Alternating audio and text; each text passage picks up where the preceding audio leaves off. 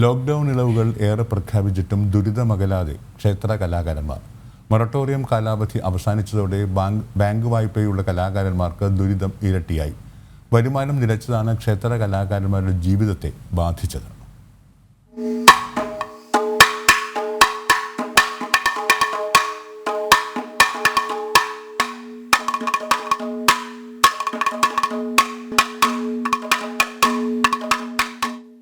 സമ്പൂർണ്ണ ലോക്ക്ഡൌണിനൊപ്പം തെറ്റിയതാണ് ക്ഷേത്ര കലാകാരന്മാരുടെ ജീവിത താളം.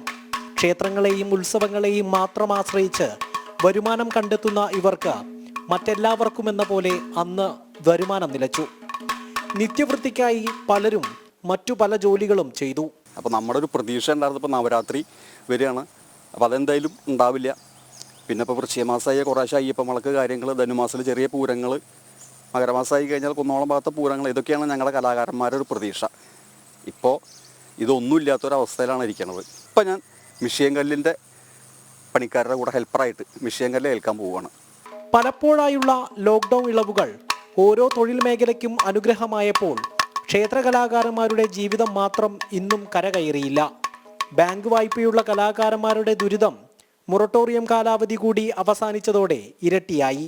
കുംഭമാസം മാർച്ച് മാസം വരെ ഞാൻ കറക്റ്റായിട്ട് ഒരടവും തെറ്റാതെ കറക്റ്റായിട്ട് ഞാൻ അടച്ചു പോകുന്നുണ്ട്. പക്ഷെ അവിടുന്ന് ഇങ്ങോട്ട് മാർച്ച് മാസം മുതൽക്ക് ഇപ്പോൾ ഈ ലോക്ക്ഡൗൺ വന്നതിന് ശേഷം 10 പൈസ എനിക്ക് അടയ്ക്കാൻ പറ്റിയിട്ടില്ല. മാത്രമല്ല ഇപ്പോൾ 6 മാസം മൊറട്ടോറിയം, ഇപ്പോൾ ഓഗസ്റ്റിൽ മൊറട്ടോറിയം തീർന്നു. ഒരു ഉത്സവകാലം മുഴുവൻ കൊറോണ കവർന്നെടുത്തു. അടുത്ത ഉത്സവകാലത്തിലേക്ക് അടുക്കുമ്പോഴാകട്ടെ രോഗവ്യാപനം കുറഞ്ഞ മട്ടല്ല. വരാനിരിക്കുന്ന ഉത്സവകാലം പിഴക്കില്ലെന്ന വിശ്വാസത്തിലും പ്രാർത്ഥനയിലുമാണ് കേരളമെമ്പാടുമുള്ള ക്ഷേത്ര കലാകാരന്മാർ. മിഥുനയ്യപ്പൻ, ജനം, തൃശൂർ.